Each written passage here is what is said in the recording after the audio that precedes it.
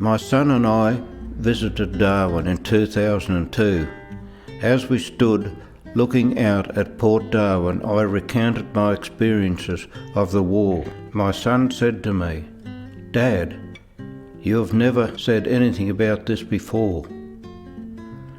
Very little is really known about Australia's only battle against the enemy on Australian soil. Many of the stories of those who defended Darwin and the Northern Territory have remained secret. Strict censorship applied at the time and for many years later.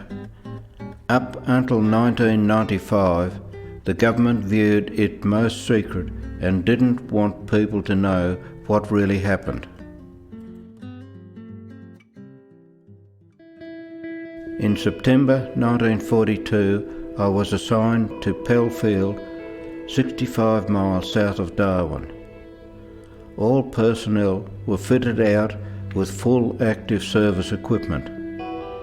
The train from Melbourne to Cairns in South Australia was uneventful, and all equipment was transferred to 3'6" gauge flat top wagons for transport to Alice Springs. As the GAN puffed its way to the next town, smoke started rising from one of the vehicles.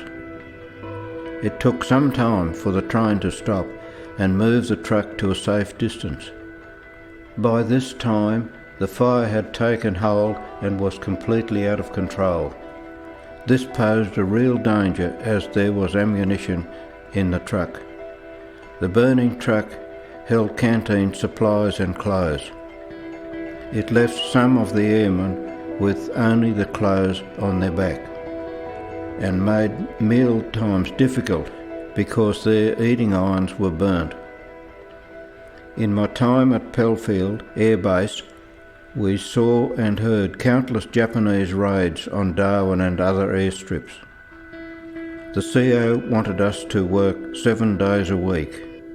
After that, someone started the S system.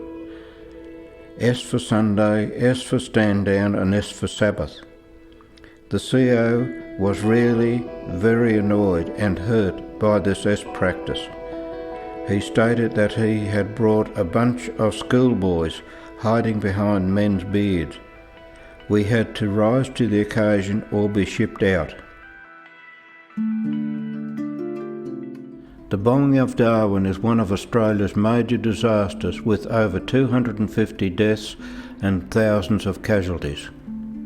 I am Secretary to the Bendigo Committee of the Darwin Defenders, an organisation that is committed to ensuring that the efforts of those who defended Australia and endured difficult conditions are recognised. Sharing these stories is important. I am sure there are others like my son who don't know the story of how the war came to Australia.